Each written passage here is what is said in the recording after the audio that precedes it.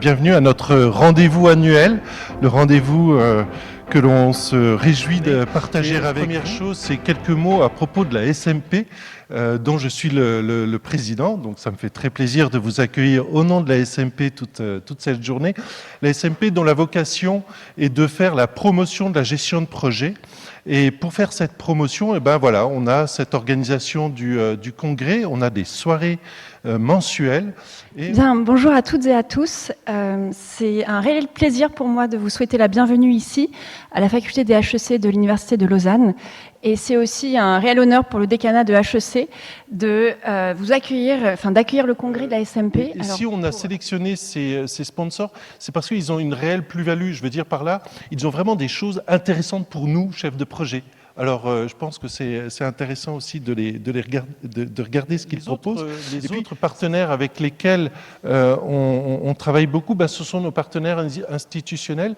C'est-à-dire que la SMP ne vit pas toute seule comme ça dans son petit monde, mais elle est en connexion avec les universités, avec les partenaires privés, mais aussi avec ceux qui font les grandes certifications internationales. Alors je parle particulièrement de PMI et d'IPMA, je parle d'EcoHermes.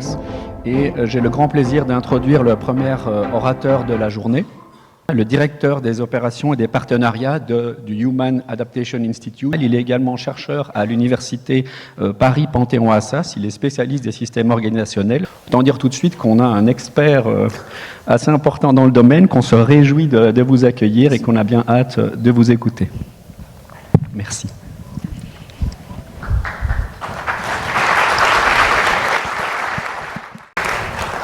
Bonjour à toutes et à tous, merci beaucoup pour votre accueil. Je suis très heureux et honoré de venir parler quelques moments devant vous aujourd'hui. Alors, quand j'étais jeune, moi je voulais faire des expéditions.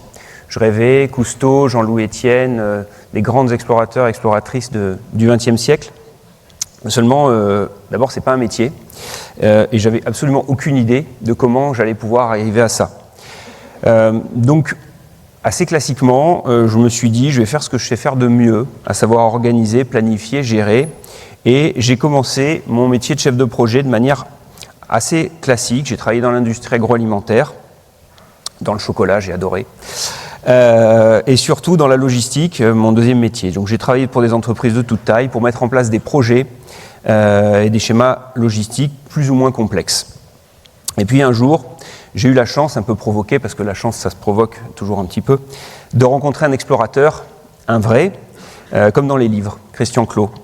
Et Christian montait des expéditions scientifiques depuis une dizaine d'années, dans des endroits plus ou moins reculés, plus ou moins extrêmes, plutôt extrêmes quand même, tantôt en équipe et tantôt en solitaire. Un jour, il me dit, tu sais, Jérémy, j'ai besoin de quelqu'un pour structurer, développer des expéditions, des missions scientifiques. Notre objectif, rien de moins, ça va être de comprendre la capacité humaine d'adaptation face à des nouvelles conditions de vie. Vaste programme, et évidemment, alors il n'y a pas de budget, mais on va développer, on va trouver des partenaires, on va construire tout ça. Bon, pour moi c'était un petit peu l'alignement des planètes, alors je me suis embarqué, j'ai gardé mon travail quand même parce qu'il fallait vivre, mais très vite, c'est devenu intenable et j'ai fait le grand saut. Et depuis 8 ans maintenant, ensemble, on monte des projets d'expédition à travers le monde pour mener ces travaux scientifiques. Et on a monté depuis 8 ans plus de 10 expéditions dans des milieux aussi différents et divers que la Patagonie, 800 mètres sous terre dans une grotte, etc. On va en parler un petit peu plus. Donc Jérémy, un tout grand merci. Merci. Merci, présent. Eh bien, bonsoir à tous. Merci d'être là si nombreux. Alors, pour clôturer cette belle journée, j'ai vraiment le grand plaisir d'accueillir celle qui fut athlète olympique, première Suissesse de l'histoire à remporter un titre européen, finaliste mondiale, multiple recordwoman suisse et en particulier du 400 mètres haies. Après avoir brillamment représenté la Suisse sur les pistes du monde entier, elle s'est maintenant retirée de la compétition de haut niveau, mais continue d'être très présente dans le secteur du sport. Elle est en particulier responsable partenaire et du développement jeunesse pour Atletissima. membre de la commission des athlètes à World Athletics et European Athletics, entrepreneuse, coach sportif avec sa sœur Hélène. Vous pouvez suivre sur Instagram, c'est génial. Elle nous partagera aujourd'hui son expérience avec une conférence intitulée « La gestion de son équipe dans un sport individuel ». Merci d'accueillir très chaleureusement Léa Sprunger.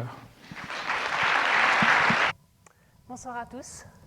Ça me fait très plaisir d'être devant vous ce soir pour vous parler justement de plein de choses comme mes débuts avec ma petite tête d'enfant au tout début de la vidéo, mon évolution avec des très belles choses, des victoires, des défaites. On y voit aussi beaucoup de gens différents, des gens qui ont une importance particulière dans ma carrière. Et c'est ça aussi que je vais vous montrer et je vais illustrer à travers la conférence de ce soir. Pour avoir cette image complète, en fait, il faut passer par énormément de difficultés, de coups durs.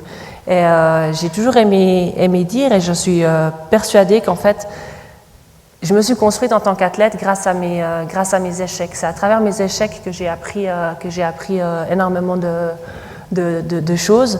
Et une fois que j'ai pris conscience qu'en fait les coups durs font partie simplement du succès, c'est beaucoup plus facile à les digérer, à les accepter et puis à aller de l'avant. Un autre élément hyper important, c'est les collègues d'entraînement. Et je pense que ça, c'est peut-être le plus dur à manager parce que on est, comme j'ai dit, un sport individuel, donc je suis seule dans mon starting block à prendre le départ de ma course et c'est moi contre la montre. Mais en fait, à l'entraînement, donc le 100% de mon temps, je suis avec un groupe d'entraînement. Je ne me suis jamais entraînée seule, j'avais toujours des gens autour de moi. Et ces collègues d'entraînement, on ne les choisit pas. Dans la grande majorité des cas, ça se construit. Des athlètes veulent s'entraîner avec tel ou tel entraîneur ou tel athlète, donc c'est comme ça que le groupe d'entraînement se construit. Et en fait, on doit s'adapter à l'environnement dans lequel on va évoluer. Et c'est important de réussir à déjà prendre conscience qu'on ne peut pas aimer tout le monde et puis que ça ne peut pas jouer avec tout le monde, mais que chacun a quelque chose de positif à apporter. Merci beaucoup Léa pour votre présentation, votre authenticité, c'est très très touchant. Merci.